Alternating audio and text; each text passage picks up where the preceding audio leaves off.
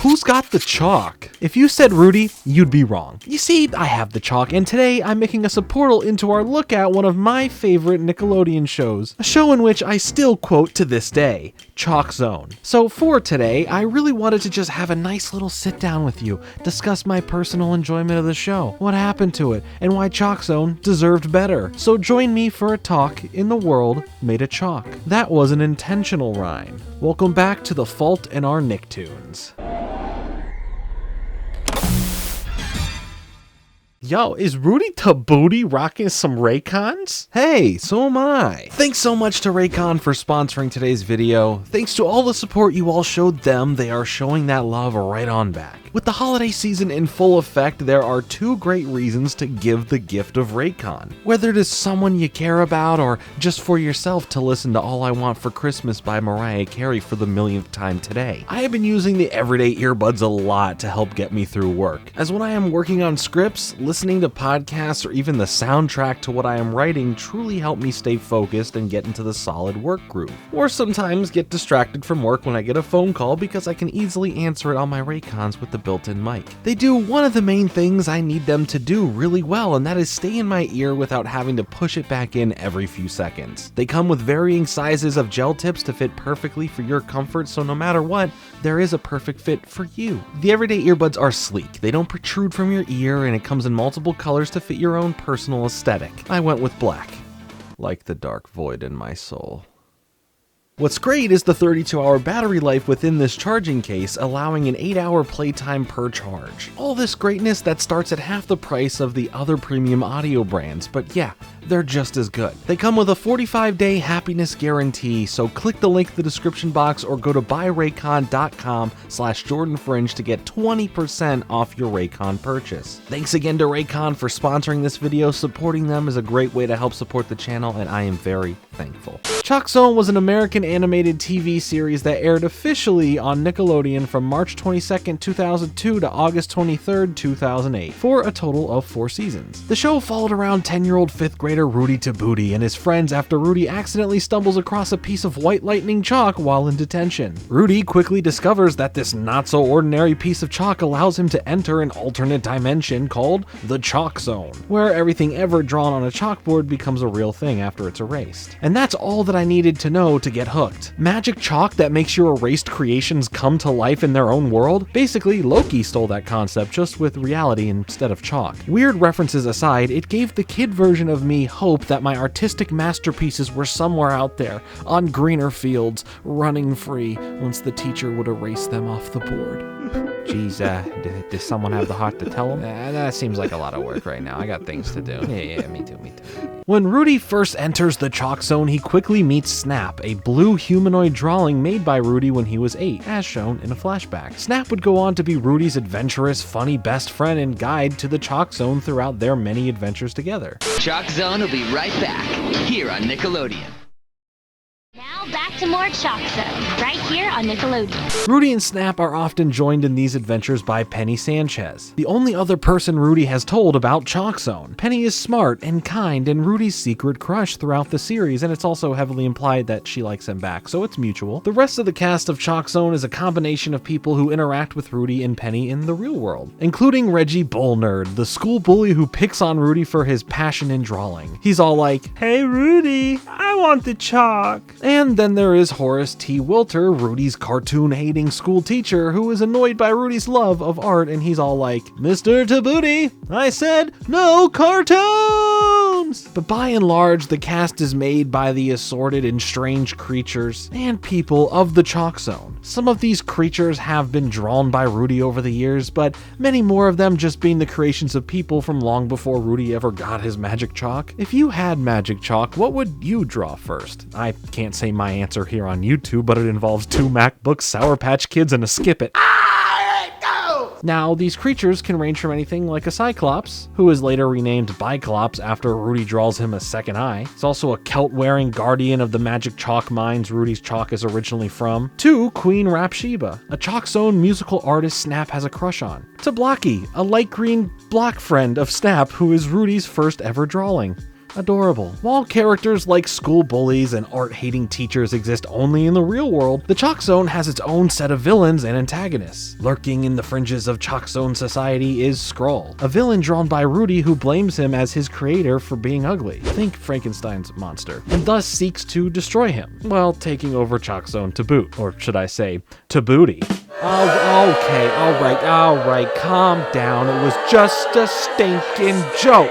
He serves as the series' main antagonist, often forcing the trio into potentially dangerous situations through his evil schemes. Littered throughout the series is also lesser-known villains who will pop up for an episode or two, cause some trouble, just make their presence overall known. One example being the Craniacs. No, that's the Janiacs. The Craniacs are a series of robot drawings obsessed with collecting futuristic devices who later turn on Rudy after he shut down Prototype 3, angering the current version of the Prototype 4. And you don't want to see Prototype 5. A version of ChalkZone originally aired as part of Fred Seibert's Oh Yeah Cartoons, an animation showcase that ran as a part of Nicktoons lineup from 1998 to 2002. The showcase allowed filmmakers the chance to create 7-minute cartoons for the network that the network in turn could try out as potential new shows without committing to making a full pilot. Oh Yeah Cartoons ended up with 96 of these 7-minute cartoon episodes by its wrap in 2002, with several of those cartoons being picked up and developed into full-length series, including The Fairly Odd Parents, My Life as a Teenage Robot, and of course,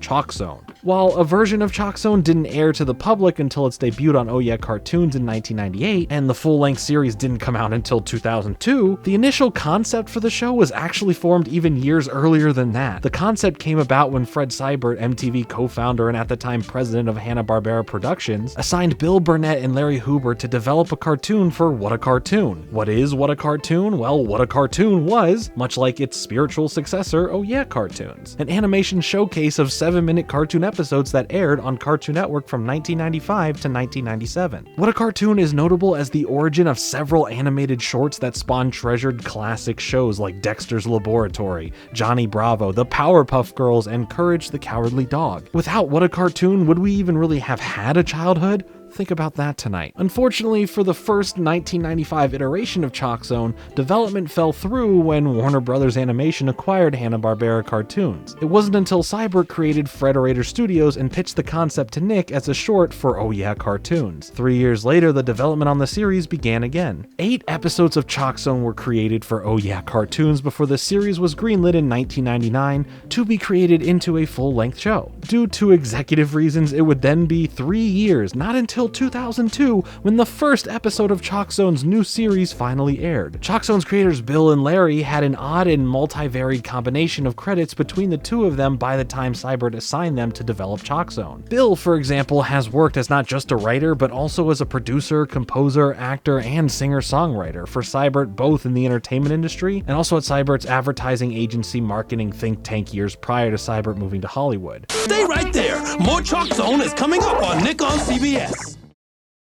We now return to ChalkZone on Nick on CBS. Bill has written theme songs and music for many cartoons, including the Cave Kids theme song, the Flintstones, Pebbles, and Bam Bam spin-off series, and several of the 1-minute songs Rudy and his friends sing at the end of each ChalkZone episode, which, don't worry, I'll get to that shortly. Larry's career has been more, let's say, exclusively cartoon-focused, more so than Burnett's, with him having worked as a producer, writer, and animator at Hanna-Barbera Productions, Ruby Spears Productions, and at Nickelodeon over his career. He's also been involved with many iconic shows in his life, from working as a young assistant on The Perils of Penelope Pitstop, to helping Fred on his various animation think tanks like What a Cartoon and Oh Yeah Cartoons, to helping spawn and consult on shows like Adventure Time and Bravest Warriors. When ChalkZone was re-debuted in 2002 as a full series, Nickelodeon decided to create a new pilot for it. Nickelodeon actually took the first of the 8 7-minute ChalkZone shorts that aired as a part of Oh Yeah Cartoons, an episode just called ChalkZone,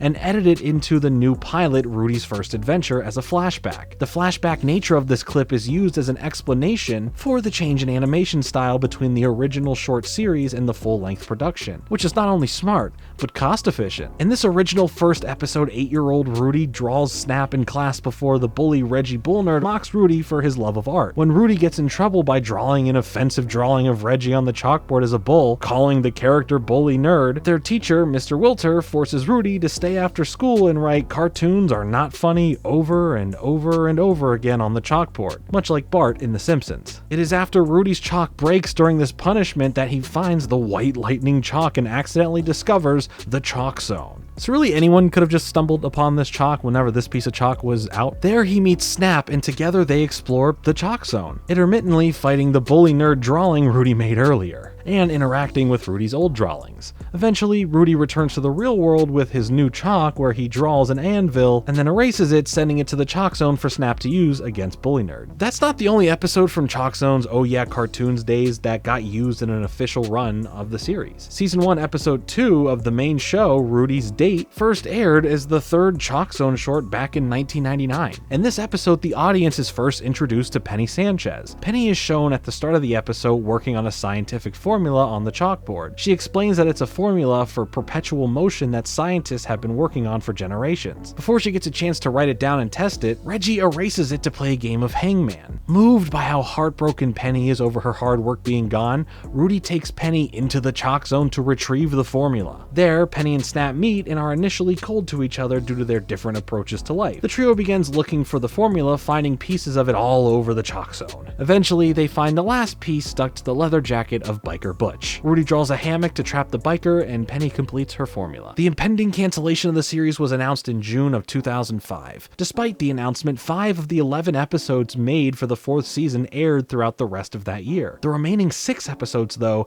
didn't air for another 3 years through June and August of 2008. The reason this show was canceled has never been formally stated. Whether the network was not satisfied with the show's ratings or simply wanted to focus on other projects, we may never know. But what we do know is that it lasted longer than most of the pump and dump cartoons Nick would be known for throughout the 2000s so far. Maybe they should get into crypto since they're really good at that. Nick loved this show. Like we went over, the journey that this show took from conception to finally becoming a full-fledged show was nothing short of inspirational. But at some point, Nick just snapped.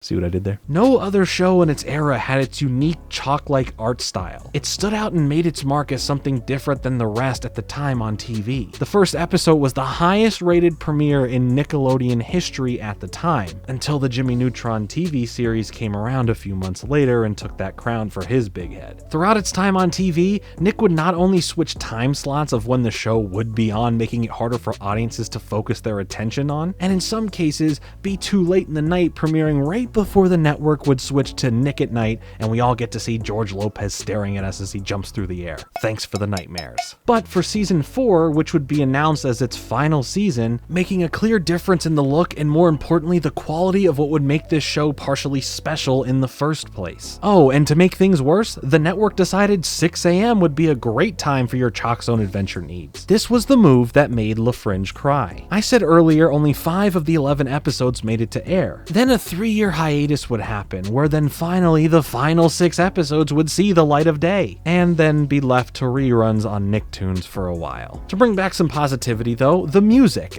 The music.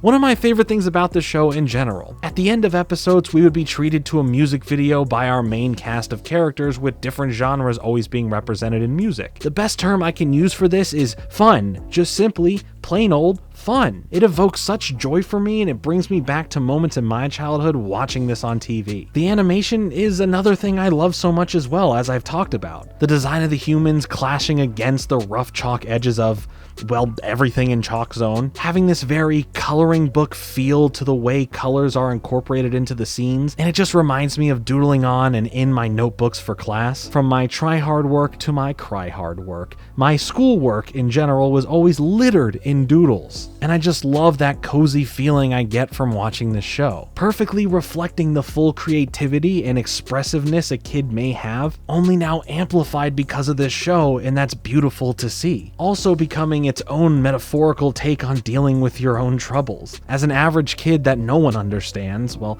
no, not that kid, this kid, but really any kid, heck, even now as an adult, me, can relate to. Being able to create your own world, problem solve situations with how you would deal with things, or just as an escape from being in the moment. The chalk on the chalkboard may sometimes be deeper than surface level.